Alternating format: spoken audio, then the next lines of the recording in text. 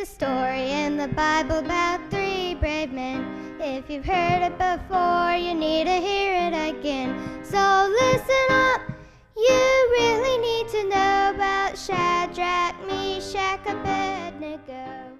Here's an old joke. What do you call a dyslexic, insomniac, agnostic? Someone who stays up all night wondering if there's a dog. Well, if anyone is on the wrong side of the looking glass, it is these purported warmed-over Calvinists and Mormon pathological literalists, such as found in this video.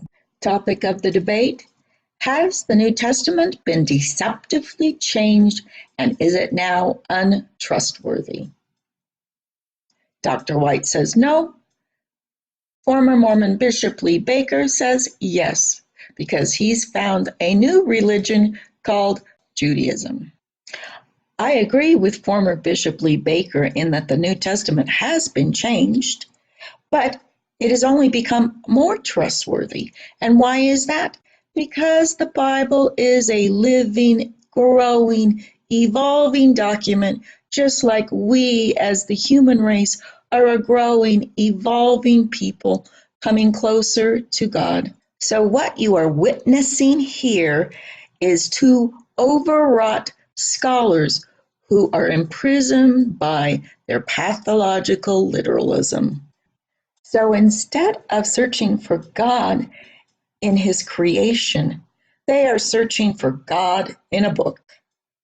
Just like the corrupted Egyptian pharaohs also sought God in a box, or the Ark and the Covenant, which I lovingly call God in a box. These are the people that Jesus condemned as being sophists and Pharisees, Sadducees, and literalists. Okay? They are trying to figure out just how many angels can dance on the head of a pin, or if a camel can really squeeze through the eye of a needle.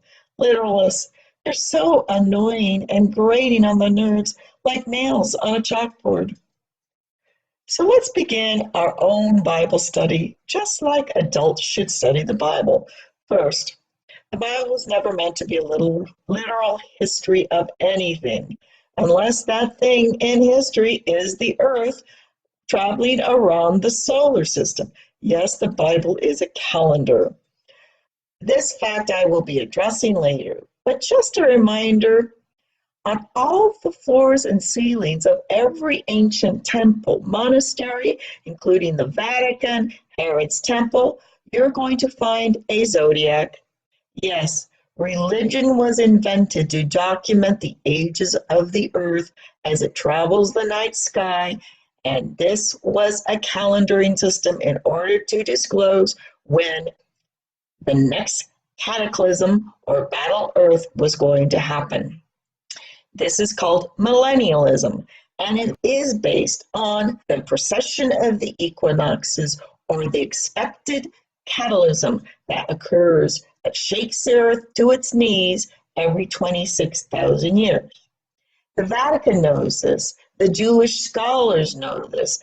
Calvinists even knew this, because even Brigham Young was predicting the ends of the earth. He emphatically states the earth wasn't created in 7 days or 7,000 years or maybe 700 million years. These are just ages of earth changes and ages of man. Therefore, if you're taking the Bible literally, you're far less progressive than Brigham Young, and he was an ignominious tyrant. Each new prophet that appears always spouts off the same predictions, that the end of the earth is near and that he is the new Messiah.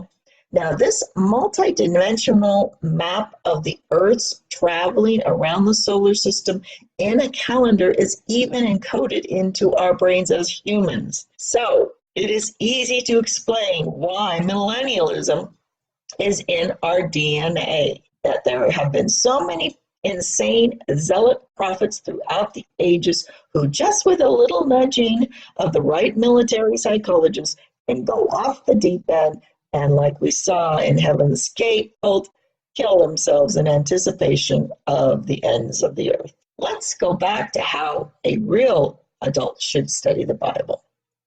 Now, we know that the Bible is written in allegory, parables, and even mathematical codes, such as 7 times 70, every 40 years in the desert, 40 days and 40 nights in the ark. Yes, it's built on a calendaring system based on numerical values. Even the language is coded, and if you know how to interpret the language, then you will know how to interpret the Bible. Now, many scholars state this very clearly. The Bible is to be interpreted or read on 4 levels. The literal stories we teach to children, and if you cling on to these literal stories like Mr. NSA man Lee Baker, then you're still a child. Okay? Then there's the allegorical or the morality play, which is like the prodigal son. Jesus taught an allegory, which are morality plays to teach the adult lay person what are good ethics, how you should treat each other, what kind of business ethics you should have. That is the morality play of the allegory. Then, as the priests think they know, there is the mystical, or we call this the magician priestcraft, the magician priestcraft, which is raising people from the dead, collecting interest fees like tithing into heaven, yes, and demonology, calling out evil spirits, etc., etc. These are the hucksters. But there is a mystical component of the Bible which should be read in its totality, which does convey a lot of mystical, magical qualities. But what is magic? As one person said, magic is just a significant scientific technology in advance that it appears to the uneducated to be magic. And that's where the science of the Bible just shines. And this scientific data has been studied, gathered, and followed by the unseen hand of power, or the unseen adepts and experts, which none of us know exist because they are unseen. You know their names, like I tell my children. If you know their names, like the Pope, we know the Pope's name, we know Soros's name, we know all the big Goldman Sachs names. You know their names, they're not in charge. You can take this to the bank.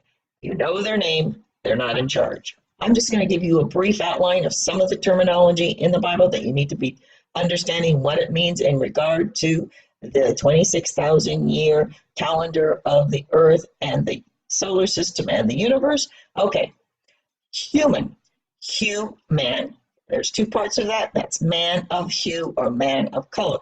Now, the Jews were told when they were destroyed by Ramses and driven out of North Egypt or Northern Africa, that when they were driven into the desert and they were starving and poor, captors or their conquerors told them, the priests were sent in and they told them, oh, you were destroyed or conquered because you fell from God, but it's actually your conqueror who is the evil one. You see those Egyptians that have dark skin? They're the fallen man or the Hue Man. Human equals fallen man. So you've got to find out in the Bible when they say man, they're meaning the white man or the man that fell from heaven onto earth. And human are all the people of color that when the man who has no color crawled out of his cave in the Tibet, someplace we know Hitler was looking for this Superman out of Tibet, and of course the Vikings or the Vikings, which means five-fingered man, is the new man, the Hue Man. Anyway, so the people in Savannah need melanin in their skin to protect them from the sun. The cave dwellers, the Tibetans who came out of the Caucasus Mountains, they didn't need as much melanin, so they are of a lighter skin with light blue eyes, because if you live in a cave, you need light blue eyes in order to see in the twilight of the cave environment. Now, I can go into greater detail of this. I mean, there's just so much packed into the Bible. It's impossible within the short introduction to get through it all. It's going to sound quite irreverent between the races, but this is the 19th century religion. It was based on racial qualities. That's why Mormonism would not allow blacks to have the priesthood for so many years, because they believed the racial quality equaled righteousness. And why wouldn't they? That's how they were taught the Book of Mormon. That's how the Jews are taught the Bible. It's racial quality or bloodline that determines God's people. I'm here to tell you that is not correct. Okay, it's based on so much more than that. One of it is actually doing your studies. Okay, doing your homework, as a mythologist once said. If you don't do your homework, this is all going to go over your head. And you can't listen to the experts, because the experts, like the Mr. Lee Bakers and that Calvinist guy, they've been taught just a thin slice of it. I mean, you got to travel, number one, to Egypt if you're going to be an expert in Egypt. And then you've got to listen to the Egyptian guides, right? They are university trained, and they will tell all these U.S. scholars and all of these U.S. reported Egyptian scholars exactly where they're wrong. And what you're going to find out is most cultures admit to this fact, and I've had even Mexican guides admit to this. Mexico is a matriarchy. When I was over in Egypt, I was told in no uncertain terms by my Islamic guide that ancient Egypt was a matriarchy. It was run by temple priestesses. In fact, you could not be a male priest. There was no such thing. Males were for the military or for some political value. Other than that, the society was run by the female priestesses, who were astronomers. They told the agricultural community when to plant, when to harvest, based on the movement of the sun and stars in the sky. And this was global.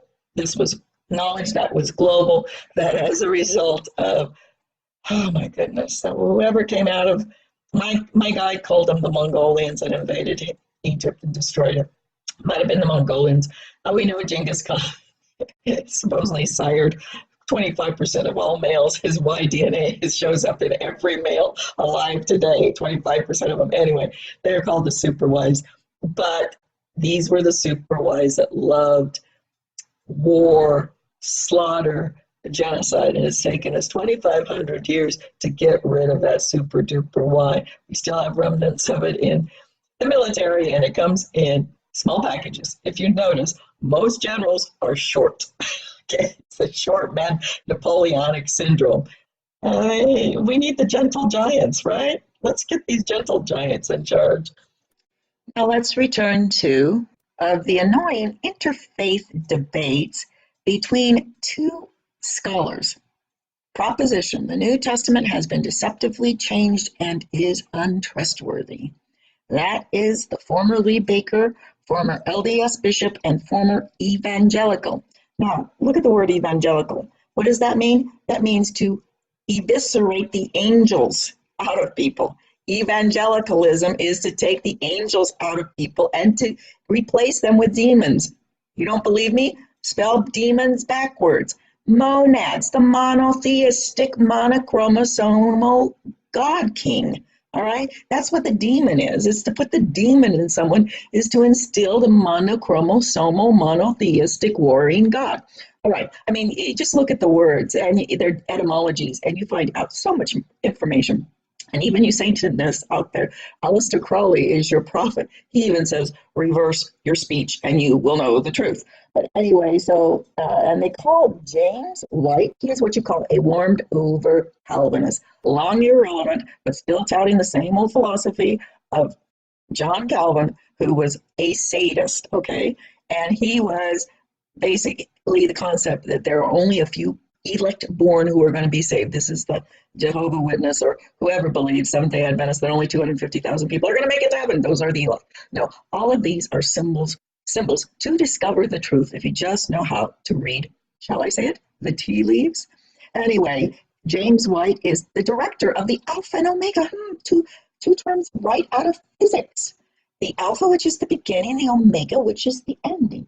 And that means the Alpha and Omega means one rotation of the Earth around the solar system, or every 26,000 years, boop, a new age begins. Like when the moon is in the seventh house, or whatever it says, and Jupiter aligns with Mars. Okay, if you so desire. But I am going to just allege, as far as my observation, Lee Baker and Dr. James White are neither Christian or Jewish in the ancient classical sense of the early Christian church, which was ruled over by women and whose central symbol was the holy meal of the Egyptian harvest. And the holy symbol was a stalk of wheat, and beer was their holy drink, not the death ritual of the slaughtered goat, or read my lips, child sacrifice of the pagan Mithra god of Hannibal and the North African Carthaginians, and quote unquote Mithra's new earthly leader called Papa, or the Pope, or the Godfather, who wears the mitred hat of quote unquote fish god. That's why they identify their symbol with the fishes. Okay. I mean, we're really going backwards in time. Anyway, Lee Baker and James White both show that they're two peas in the same pod of this fake monotheistic God, stemming out of this heretical sects known as Sabbatean Sufism, or Hashish, or the Hashim, which is known as the Old Man and the Mountain, whose central symbol is the Baphomet, or the severed head on a platter that would speak and channel God, or the severed head as John the Baptist in Herod's temple, or as these people run around the earth. You will recognize them by their continuing repeated rituals and repeated symbols of the wielding sword designed to sever heads off bodies, such as when Cromwell beheaded Charles I, or the French Revolution, where Murat guillotined Marie Antoinette, or as we go back to the central Christian symbol of these Hashashim, which is John the Baptist. I come from the old school Mormonism. I was taught before I was 5 years old that John the Baptist was Jesus's elder, because John the Baptist baptized Jesus, who received the holy transmission of God through John the elder. Okay, so all these Baphomets of the old men on the mountain, somewhere in Tibet, remember where Hitler was looking for these mountain supermen. These are the self-worshiping gods of the paranoid, delusional tyrants replete throughout history. According to Egyptian myth, these were charioted Mongolian hordes that destroyed civilization. The monochromosomal super-duper wide god of the monotheistic hermaphroditic god. Don't believe me? That's Brigham Young's Adam God theory, where God was not created, but God was cloned, or the God of our world was cloned out of the God of another world. And that is a hermaphroditic God. Brigham Young stated that God cloned himself and begat his only begotten Adam, and then later on recloned himself in the form of Jesus. He begat his only begotten son, again, Jesus. And history is a series of these God cloning tyrants, cloning themselves in the likeness of God, or what they believe they're monochromosomal Y glory super duper Y Mongolians. Okay, got that? If you don't believe me, there's plenty of evidence to support this. The reason why you don't know about it is this is their hidden secret doctrine. Okay, but what is the greatest fear of these tyrants? The fear is that their Y gender is irrelevant. Why? Well, only those with the real knowledge and have the most to fear, because they know that women are the only true hermaphrodites still in existence, that their Y chromosome is threatened to extinction. In fact, there is really no need for the Y chromosome, because what occurs, like in a chicken and a rooster scenario, if a rooster disappears from the chicken coop, then the dominant female can still act as the rooster. So, what is a true hermaphrodite? I believe there's significant evidence to show that the last true hermaphrodite was Akhenaten, who had both female and male characteristics, and it's what you call the third gender. This third gender of hermaphroditic nature of women is outlined in a previous video, which I will leave a link to. This is why early ancient doctors, and if you read them, it's unbelievable, but they believe that gender differentiation was based on body heat. Women were cold, so their testes or ovaries were hidden in their body for warmth. Men were overly warm, and so their ovaries became testes, descending to their position outside the body for cooling. And it's the coolness of the testes that produce the sperm, and the warmness of the ovaries that produce the eggs. Just say two sides of the same coin. While this seems ridiculous to us now, it is based on our own ignorance and lack of education on human evolutions of separate genders, stemming from the hermaphroditic nature of early man and woman. You were born neither a male or a female, but you differentiated at puberty. This is why these elite, or the elect, as Mr.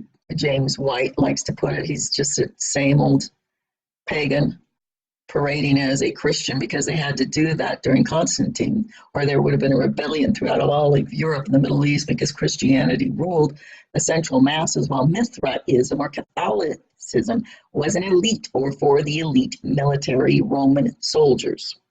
And they have the Catholic Church has preserved all of the Mithraic rituals in their Catholic Mass. King Nebuchadnezzar made an idol of gold. He said, listen here, people better do what you're told. You better bow down when the music is played, or it's in the fiery furnace 'cause you've disobeyed.